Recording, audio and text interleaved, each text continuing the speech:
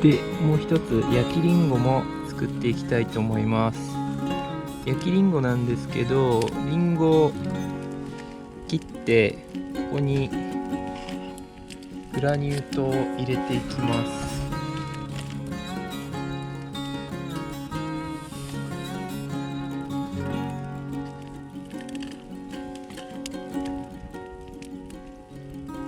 で、蓋して、これもアルミホイルで包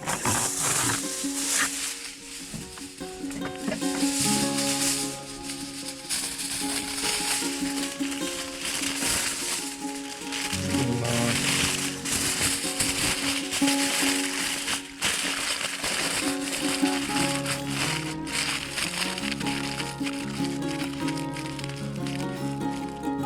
で、火の中入れていきます。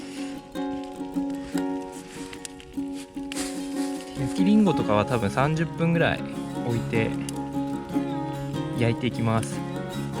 で、もう一つさらにここで餃子焼いていきます。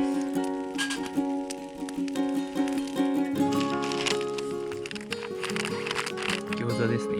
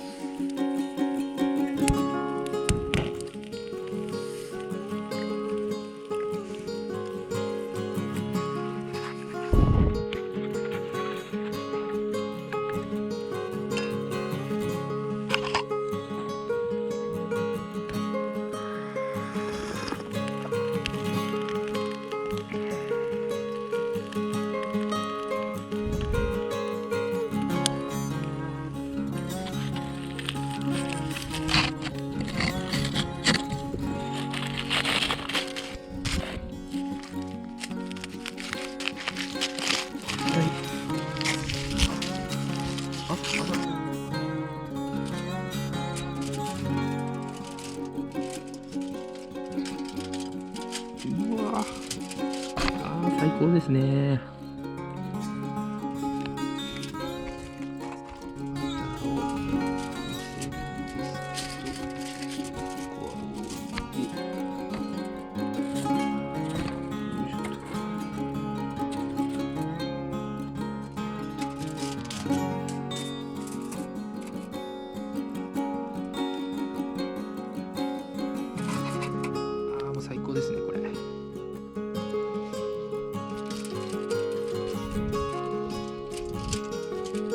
いただ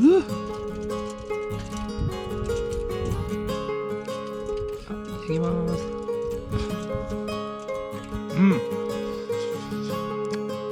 最高。おいしい。めちゃめちゃ美味しいです。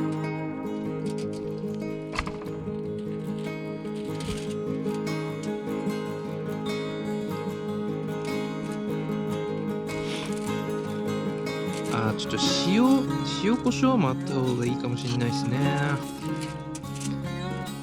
普通にじゃがいもなんですけど甘いですね。これ甘さ感じますね。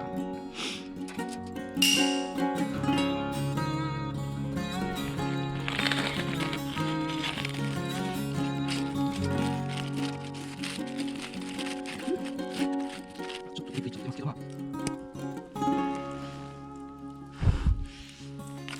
早速いただきたいと思います。いただきます。